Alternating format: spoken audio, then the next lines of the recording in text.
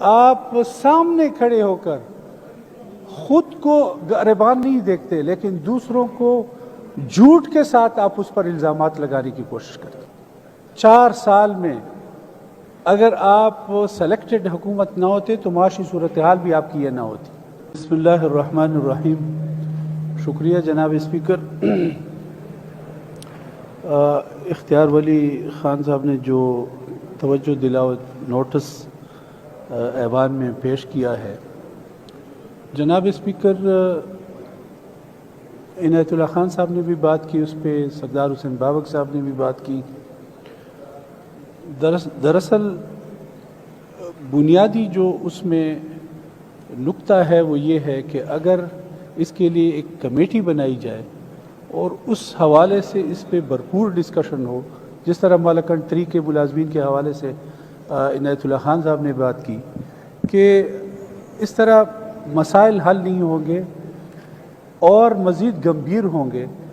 جب تک اس کو سنجیدگی سے لینا ہوگا تو مسئلے کا حل نکلے گا. اور ظاہر بات ہے کہ بار بار یہ پریکٹس کرنا کہ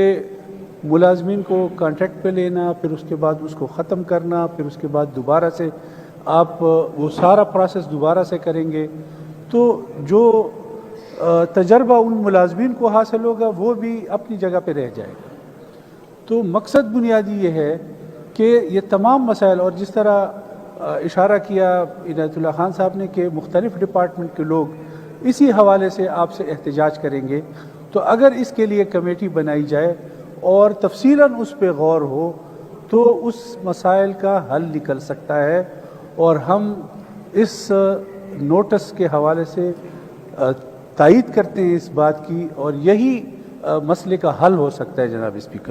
جناب اسپیکر اس کے ساتھ ساتھ میں ایک دوسری بات کرنا چاہتا ہوں کہ یہ ایوان ہے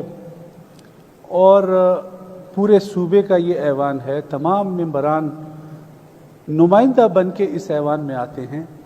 تو اس میں ضروری ہے اور خاص طور پر حکومت پر ذمہ داری پڑتی ہے کہ اگر وہ اس ایوان میں بیٹھتے ہیں اور اس ایوان کو چلانا ہوتا ہے اسپیکر کے ساتھ تو پھر سنجیدگی کے ساتھ چلایا جائے. یہ نہ ہو کہ جس انداز میں یہ قرارداد آئی ہے،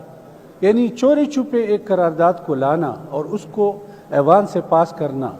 تو یہ تو انتہائی اس ایوان کے ساتھ بھی زیادتی ہے جناب اسپیکر. اور اس پورے قرارداد میں کوئی سنجیدگی نہیں ہے. اگر آپ لوگوں نے ملک کا 4 سال میں اگر آپ سلیکٹڈ حکومت نہ ہوتے تو معاشی صورتحال بھی آپ کی یہ نہ ہوتی، لیکن آپ ایک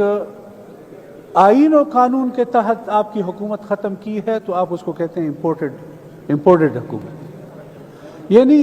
ایک عجیب سی بات ہے کہ آپ سامنے کھڑے ہو کر خود کو غریبان میں نہیں دیکھتے لیکن دوسروں کو جھوٹ کے ساتھ آپ اس پر الزامات لگانے کی کوشش کرتے. یہ آپ کی غیر سنجیدگی کا یہ عمل ہے. اور کیا پاکستان میں آپ سیاست کریں گے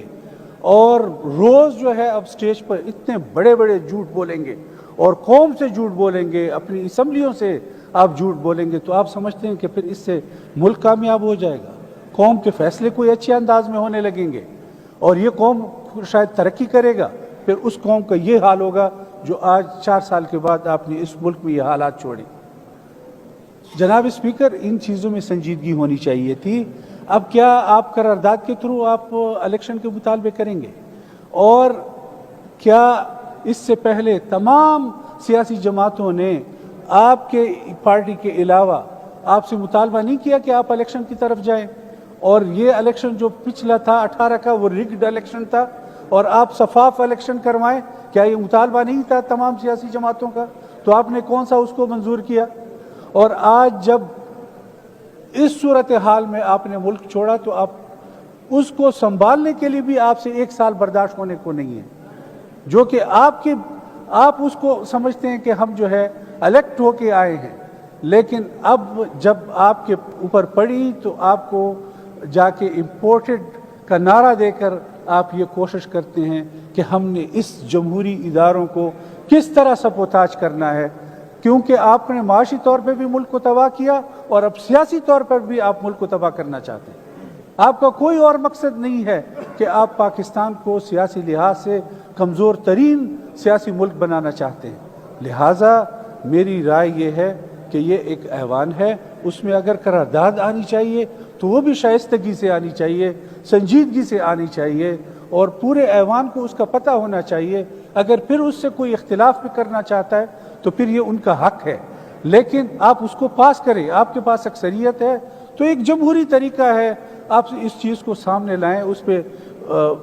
पर पूरी तरीके से एक मजलिस होनी चाहिए, बहस होनी चाहिए, ताकि हम ये सोचें कि हम जो करारदाद आप भेज रहे हैं, आप मरकज़ में भेज रहे हैं, या आप जिससे भी ये मुतालबा कर रहे हैं, तो चाहिए ये कि उसमें कोई संजीदगी का अंदाज हो। ये हुल्लड़बाजी और गैर संजीदगी से मुल्क के मसाइल हल नहीं होंगे जनाब स्पीकर। तो ये बुनियादी मकसद था ये चंद बातें करने का, और ये ज़रूरी था कि हम अपना इस ऐवान के हवाले से, एक मेंबर के हवाले से, इस ऐवान का एक नुमाइंदा होने के हवाले से हम ये एक हक अदा करना चाहते हैं कि आपके सामने ये सारी बातें रखी।